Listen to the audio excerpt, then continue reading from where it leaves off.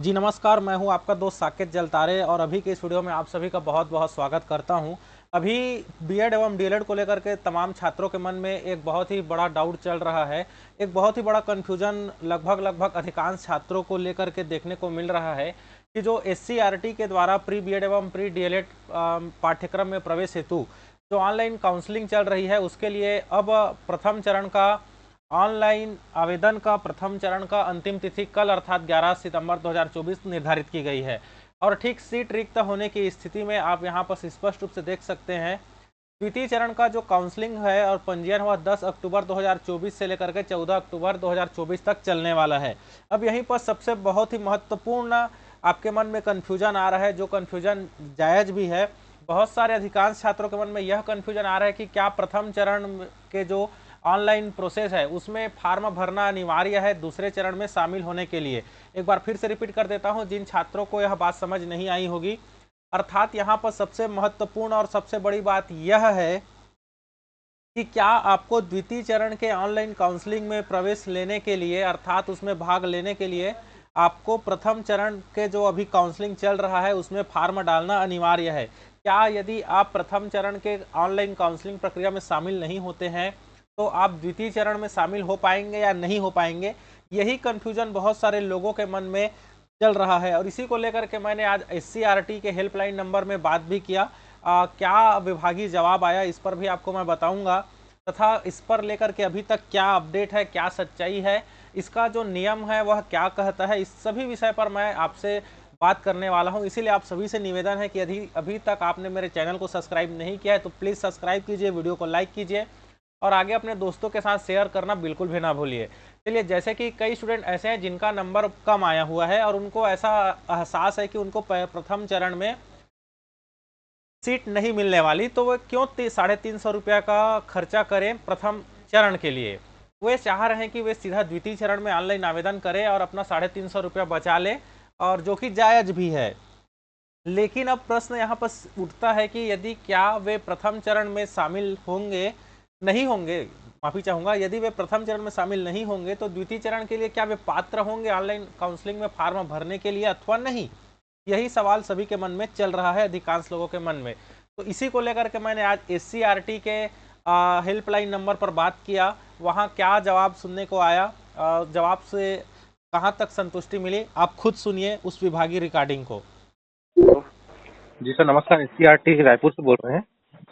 हाँ हाँ, बोल रहा था। जी सर, साकेत बोल रहा हूँ मैं। सर, काउंसलिंग को लेकर के जानकारी चाहिए था। जैसे कि बीएड डीएलएड के लिए काउंसलिंग जारी है सर अभी, जिसमें काउंसलिंग 2 चरणों में हो रही है। तो सर, इसमें चरण को लेकर के समस्या थी, डाउट था मेरा कि जैसे कोई विद्यार्थी यदि प्रथम चरण के ऑनलाइन काउंसलिंग प्रक्रिया में शामिल नहीं होता है, अर्थात वह फॉर्म नहीं भरता है प्रथम चरण में, तो क्या वह दूसरे चरण के लिए जब पोर्टल खुलेगा सीट रिक्त होने की स्थिति में, तब वह ऑनलाइन आवेदन करने के लिए पात्र होगा अथवा नहीं सर?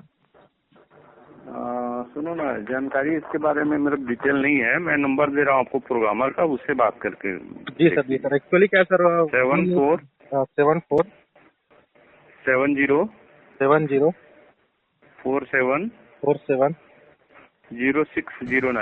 0609 सर, इसमें कॉल नहीं उठा रहे इसके लिए।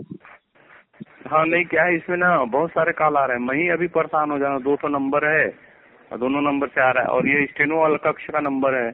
अब नहीं उठाऊंगा तो आप लोग को भी दिक्कत है, और ये जो है, जो भी समस्या है वो समाधान यही नंबर वाला करेगा। ऑफिस खुल गए हैं ना 25 वाला।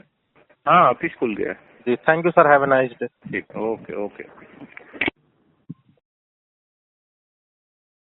तो जी दोस्तों, जैसा कि आपने अभी रिकॉर्डिंग को सुना, एससीईआरटी के हेल्पलाइन नंबर पर मैंने बात किया था। उनको खुद ही इसके बारे में पता नहीं था, क्योंकि जो हेल्पलाइन नंबर दिया गया है, एक तो उसमें लग नहीं रहा है फ़ोन, और ले दे करके तो डायल हुआ। आज सुबह से ही मैं लगा हुआ था, जब ऑफिस का ठीक खुलने का समय था, ले दे करके कॉल रिसीव किया और उसमें भी जानकारी में पूरी तरीके से कन्फ्यूजन रहा। वहाँ भी मुझे यही पता चला, सुनने को आया कि उनको भी जानकारी प्राप्त नहीं है। प्रोग्राम सेक्शन में आप फ़ोन कीजिए, ऐसा जानकारी सुनने को आया।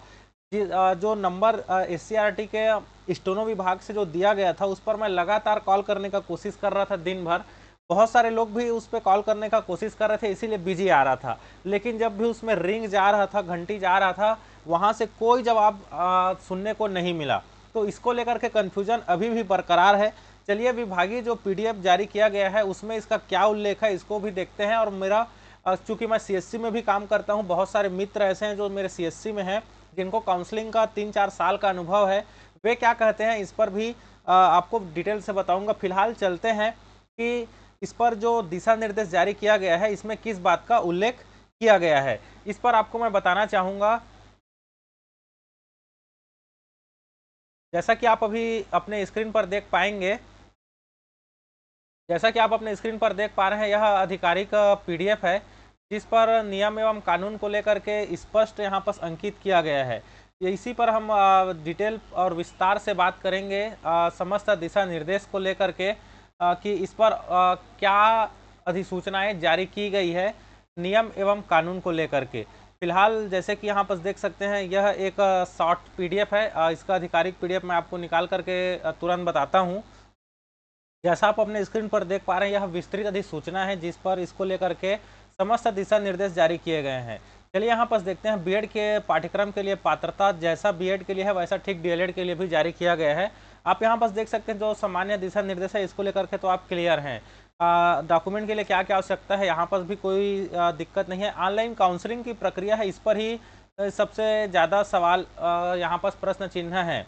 अब देखिए यहाँ पर जो महत्वपूर्ण दिशा निर्देश है सीट आवंटन को लेकर के यहाँ पर स्पष्ट रूप से बताया गया है। 5.1 कंडिका में जा पाएंगे।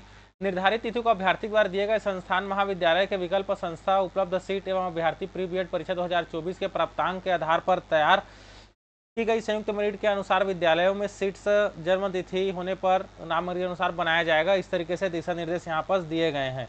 जो सबसे महत्वपूर्ण है वह यह है, आपको यहाँ पर मैं स्पष्ट रूप से क्लियर करना चाहूँगा जो अगले चरण में प्रक्रिया के संबंध में।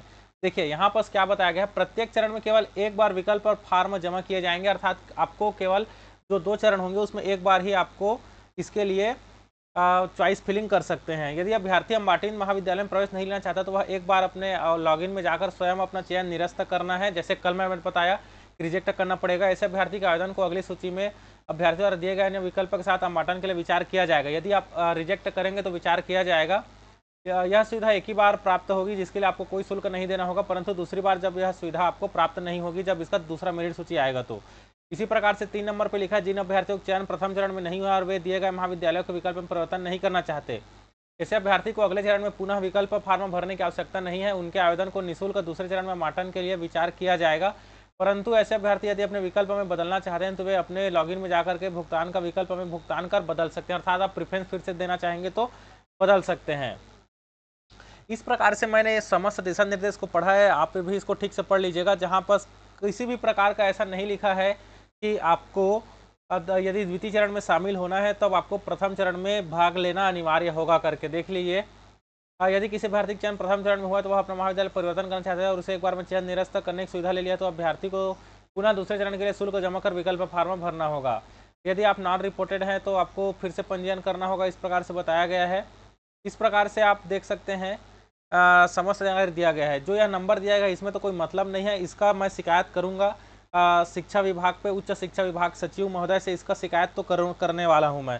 अब यहाँ पर देख सकते हैं इस प्रकार से दिशा निर्देश है। आप दिशा निर्देश को ठीक से पढ़िएगा, मैंने अपना पढ़ा है और जहाँ तक मेरा विवेक है आपको इसके लिए निश्चिंत रहना है। दूसरे चरण के लिए आप फॉर्म भरने के लिए अप्लाई होने वाले हैं। हालांकि बहुत सारे लोगों का कहना भी है, जो सीएससी ऑपरेटर है उनका यह भी कहना है कि प्रथम चरण में शामिल होना अनिवार्य होता है। इसको लेकर के कन्फ्यूजन अभी भी बरकरार है, कोई 100% श्योरिटी नहीं है इस पर कि प्रथम चरण में आवेदन भरना होगा या नहीं भरना होगा। आप अपने जोखिम पर स्वविवेक से फैसला लीजिए। फिलहाल अभी तक का अपडेट यही था। हालांकि जो ऑनलाइन दिशा निर्देश जारी किया गया है इस पर तो कुछ नहीं बताया गया है, इस पर मैंने ईमेल भी कर रखा है। देखता हूँ कल जितना जल्दी ईमेल मिल जाए आपको सूचित करूँ और इसके पर कल नया अपडेट लेकर के आपके बीच आऊँगा। फिलहाल अभी तक इतना ही। इस वीडियो को देखने के लिए अंत तक आपका बहुत बहुत धन्यवाद। चैनल पर नए हैं तो सब्सक्राइब कीजिए, वीडियो पसंद आए तो लाइक कीजिए और आगे अपने दोस्तों और मित्रों के साथ शेयर जरूर कीजिए। आप सभी को नमस्कार, जय जोहार।